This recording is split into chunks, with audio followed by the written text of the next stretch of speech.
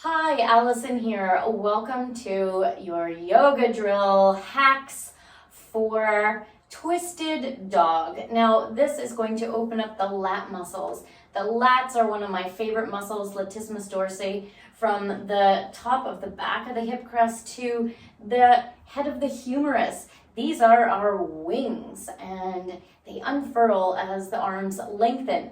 Now, downward facing dog, there are a lot of things we can work on, such as hamstrings, shoulder opening, chest opening, hip opening, lumbar spine. We're going to focus on this big muscle, the latissimus dorsi, which is going to help your students feel more at ease in downward facing dog.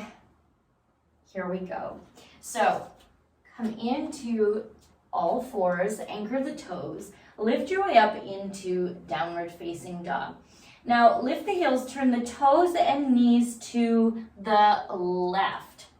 And from here, twisted dog. Okay, so you do this a lot in your classes. As a teacher and a practitioner, we do it a lot as well. How to get the most out of it somatically. Bend the knees. Now, press the right hand into the earth and the left foot as if they're trying to move away from each other. Breathing normally.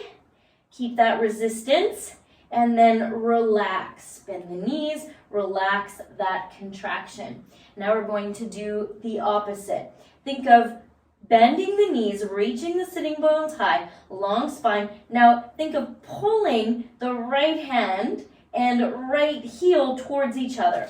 But you're not moving the limbs. You're just dynamically activating these muscles and finding this contraction isometrically. And then release.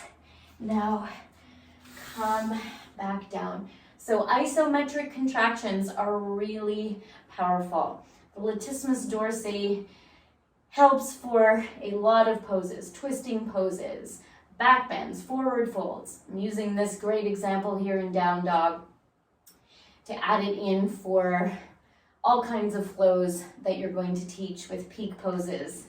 Okay, let's do the other side. Come back to all fours, lengthen out the legs. Now lift the heels, turn the toes and knees to the right. Now what you often see is just people hanging out here, hanging out in their ligaments, passively stretching ligaments, which we don't want to stretch, and tendons, and just hanging in the joints, right? Causing joint compression. So add some action here, active and contract, release, conscious activation. So think of pressing the left hand forward and the right heel backwards away from each other. So think of making a longer line between the right hip and the left shoulder. Now relax. It's about 5 to 10 seconds and about 10 to 20% of your strength. Now we'll do the opposite.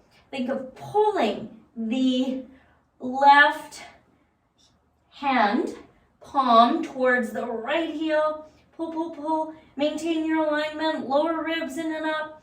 You're breathing. And exhale. Release. And lower your way back down. So, adding this somatic mobility drill to your class will help create space in your students' bodies, from the hips to the armpits and in the back body. Will help open up the whole torso and bring some more power there.